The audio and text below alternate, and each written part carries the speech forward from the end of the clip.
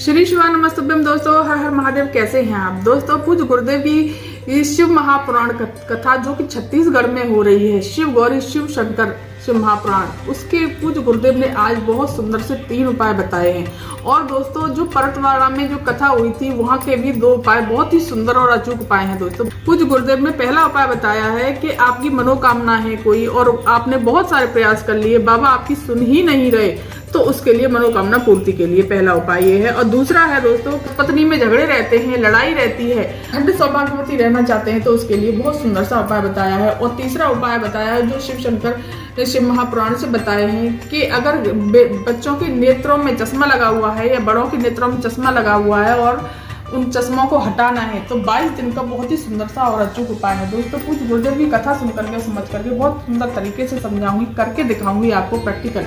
और दोस्तों दूसरा उपाय बताया है कि अगर कोई भारी रोग हो गया है और वो रोग खत्म ही नहीं हो रहा है, बहुत दिन हो गए, बहुत दिक्कतें जा रही हैं। और 5वां उपाय बताया है कि अगर शनि आपको परेशान कर रहा है तो उसके लिए बहुत ही सुंदर और अचूक उपाय है। चलिए जानते हैं दोस्तों, पहले उपाय की तरफ चलते हैं जो कि मनोकामना पूर्ति के लिए है। मिट्टी के पात्र का आपको जल लेना है, तांबे के कलश में इस प्रकार से जल भर लीजिए और जो भी पूजा की सामग्री आप ले जाना चाहते हैं वो ले जाइए और सीधे शिव मंदिर पहुंचना है, देवादेव महादेव के शिव मंदिर। और सबसे पहले गणेश जी के स्थान पर जल समर्पित करना है, कार्तिकेय जी के स्थान पर, माता सुख सुंदरी के स्थान पर, माता रानी के स्थान पर श्री शिवाय नमस्तुभ्यम मंत्र का जाप करते हुए इस तरह से सारा जल समर्पित कर देना है। दोस्तों पूज्य गुरुदेव ने कहा है कि अगर बाबा आपकी सुन ही नहीं रहे, बहुत प्रयास कर लिया, बहुत उपाय कर लिए, तो आपको क्या करना है, जो अशोक सुंदरी का स्थान है और बाबा का शिवलिंग है वहां से वहां तक थोड़ा सा खाली स्थान रहता है। आपने देखा होगा शिवलिंग में जहां भी मंदिर में जाते हो तो इतना स्थान खाली रहता है।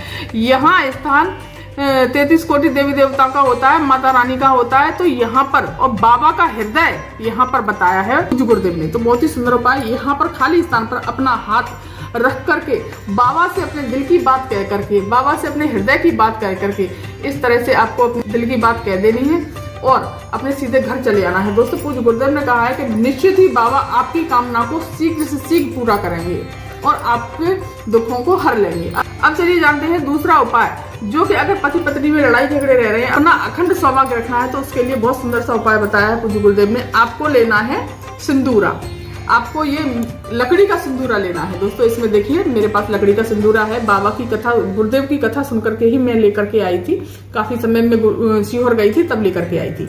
तो ये लकड़ी का सिंदूरा आपको लेना है, अपनी अलमारी में इसको जरूर रखिएगा। लेकिन आपको क्या करना है, जिन पति पत्नी में लड़ाई झगड़े रहती है तो शिव मंदिर पहुंचना है। शिव मंदिर में पूजा अर्चना करने के बाद जो माता पार्वती रहती हैं, बैठी हैं शिव मंदिर में, उन पार्वती माता से आप अपने सिंदूरा को टच कराना है, छुआना है, उनके चरणों में रख देना है और वहां से छुआ करके अपनी अलमारी में जरूर ही जरूर रखना चाहिए।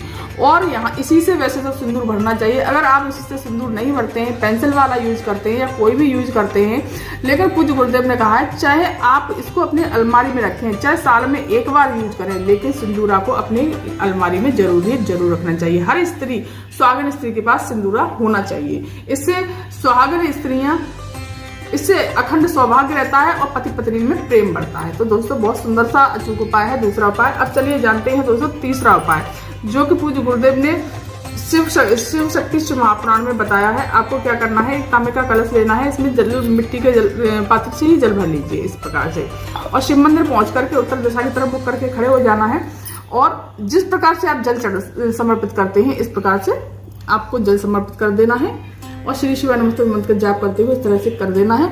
और जो ये यहाँ से जल बह करके जा रहा है, ये स्थान बताया है पूज्य गुरुदेव ने 33 कोटि देवी देवताओं की पत्नियों का स्थान, ये पत्नियों का स्थान है। तो यहाँ पर आपको सीधा हाथ इस प्रकार से लगा लेना है, इस प्रकार से लगा करके और अपने यही हाथ जो जल आएगा अपनी आंखों को, नेत्रों को बंद करने के पश्चात ये जल अपने नयनों से लगा लेना है।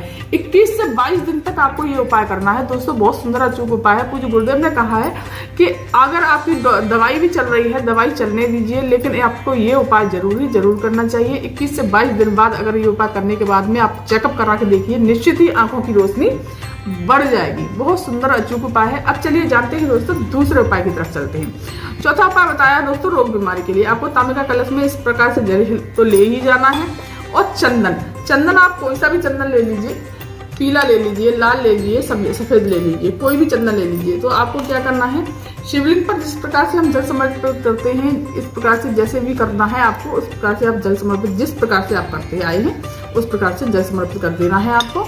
और ये जलाधारी, ये अशोक सुंदरी के स्थान पर आपको जरूर ही हाथ फिराना चाहिए। इस प्रकार से फूल पत्ती हो, जो भी हो, वहां से इसको साफ कर देना है। बहुत ही सुंदर और अचूक उपाय बताया है पूज्य गुरुदेव ने, यहाँ से इसको साफ कर देना है।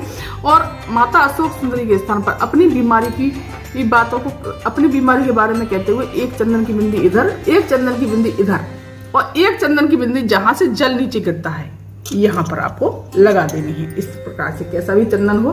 दोस्तों पांचवा उपाय बताया पूज्य गुरुदेव ने कि अगर आपको शनि बहुत परेशान कर रहा है, या फिर आप बहुत परेशान हैं, बहुत कष्ट में हैं, तो जो जल यहाँ से नीचे बह करके जाता है, यहाँ पर आपको जरूर थोड़ा बहुत साफ जरूर करना चाहिए।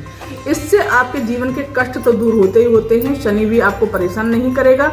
और पूज्य गुरुदेव ने सीधे कहा है शिव महापुराण में कि जो स्त्रियां भोलेनाथ के मंदिर जाती हैं, जल समर्पित करती हैं, वो उनको शनि कभी भी परेशान नहीं करता। आपको भोलेनाथ की नाली साफ करनी है, और यहाँ से अगर नाली नहीं, इतना ही अगर आप साफ कर पाते हैं तो इतना ही, बस थोड़ा सा हाथी फिरा दीजिए, कुछ नहीं, थोड़ा सा हाथी फिरा दीजिए। दोस्तों बहुत ही सुंदर उपाय है, आपके जीवन से सारे दुख तकलीफ कष्ट दूर हो जाएंगे। रोग बीमारी तो दोस्तों दूर होगी ही होगी। तो दोस्तों ये थी जानकारी आज की, बहुत ही सुंदर और अचूक उपाय है दोस्तों। आप इन उपायों को जरूर करिएगा। पूज्य गुरुदेव की कथा सुन करके, समझ करके मैंने आपको ये उपाय करके दिखाए हैं। तो ये थी जानकारी आज की। अगर ये वीडियो, ये जानकारी आपको पसंद आई हो, मेरे चैनल को सब्सक्राइब कीजिए, वीडियो को लाइक कीजिए और कमेंट में श्री शिवानंद अवश्य लिखिएगा।